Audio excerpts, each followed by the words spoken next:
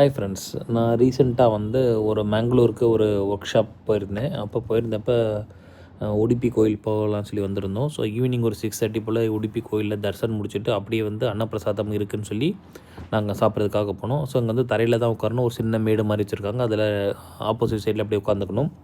So first எடுத்தோடனே எங்களை அவங்க தட்டெல்லாம் கொடுத்துட்டு அந்த தட்டில் பாயாசம் கொடுத்தாங்க ஃபஸ்ட்டு. ஸோ மொத்தம் ஸ்வீட் சாப்பிட்டுட்டு நெக்ஸ்ட்டு வந்து ரைஸ் கொடுத்துட்டு அந்த ரைஸ்க்கு வந்து ரசம் கொடுத்தாங்க. நம்ம ஊர்லலாம் தமிழ்நாட்டில் சாம்பார் அதுக்கப்புறம் ரசம் கொடுப்பாங்க. அங்கே வந்து ஃபஸ்ட்டு ரசம் கொடுத்தாங்க. நெக்ஸ்ட்டு உங்களுக்கு ரைஸ் வேணும்னா மறுபடியும் எக்ஸ்ட்ரா ரைஸ் வாங்கிட்டு நீங்கள் வந்து சாம்பார் வாங்கிக்கலாம்.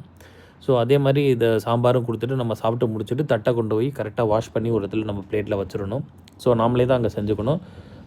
இது வந்து ஒரு சாமி பிரசாதம் வந்து ரொம்ப சூப்பராக இருந்துச்சு. ஸோ ஆனால் வந்து நான் கேள்விப்பட்டேன் என்னென்னா, ஒரு சில இடத்துல மங்களூர், உடுப்பி சைடெலாம் வந்து தட்டு இல்லாமல் தரையிலே நீங்கள் அதை தண்ணி மாதிரி இது தொடச்சிட்டு நம்ம ஊர் மண் சோறு மாதிரி தரையிலே நீங்கள் நல்லா தொடச்சிட்டு அதுலேயே சாப்பாடு எல்லாமே போடுவாங்க, சாப்பிடுவாங்க.